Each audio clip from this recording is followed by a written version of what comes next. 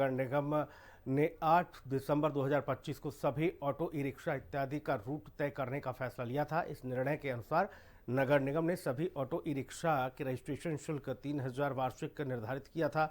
Registration की अंतिम तिथि 31 दिसंबर तय की गई थी, लेकिन अभी तक केवल 2700 ऑटो ई रिक्शाओं का ही रजिस्ट्रेशन हो पाया है।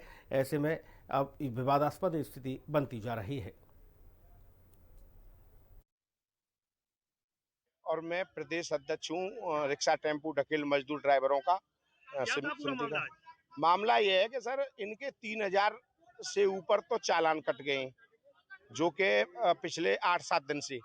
तो ये भयभीत हैं। एक आदमी तो जो है भय खा करके और वो गिर भी पड़ा है, जिला अस्पताल में एडमिट है। सर आज ऑटो चालकों के द्वारा कुछ प्रदर्शन किया गया, क्या था पूरा मामला?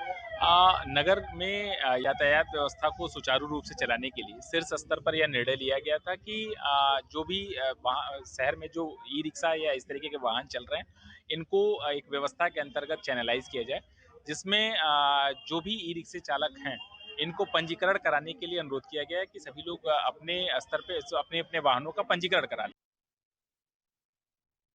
शहर में बढ़ते हुए ट्रैफिक हालात को लेकर के नगर निगम ने हाल ही एक फैसला किया है कि रूट डाइवर्जन किया जाए, हर एक ऑटो चालक को एक रूट दिया जाए और उसके लिए जो वार्षिक शुल्क है वो 3000 रुपये तय किया गया है। लेकिन जिस तरीके से जो ऑटो चालकों ने आज जो रेलवे ग्राउंड में जिस तरीके का जो धरना प्रदर्शन किया है, अपनी आवाज को बुलंद किया है, उसी को लेकर के कैबिनेट मंत्री चौधरी लक्ष्मी नारायण जी के आवास पर भी यहाँ पर सैकड़ों की संख्या में ऑटो चालक और ई रिक्शा चालक यहाँ पर पहुंचे हैं। अब देखने जाना मेरे साथ में यहाँ पर कैबिनेट मंत्री चौधरी लक्ष्मी नारायण जी, हम उनसे जानकारी लेना चाहेंगे। सर, जिस तरीके से सर ऑटो चालकों का बराबर प्रदर्शन चल रहा है रेलवे ग्राउंड में, उसको लेके आपकी आवास पर भी आज यहाँ पर सैकड़ों की संख्या में ऑटो चालक पहुंचे, क्या समस्या? मैंने बताया ना, इनकी दो समस्याएं हैं, दो तरह की। एक समस्या तो इनकी ये है कि इन पे 3000 रुपये नगर निगम ने एक्स्ट्रा टैक्स लगाया है। वो जब तक एसपी ट्रैफिक और एसएसपी और ये नहीं होंगे नगर निगम वाले, तब तक इन समस्याओं का समाधान नहीं निकल सकता। तो इनको बैठा के एक जगह पे फिर इनका समाधान निकालते हैं।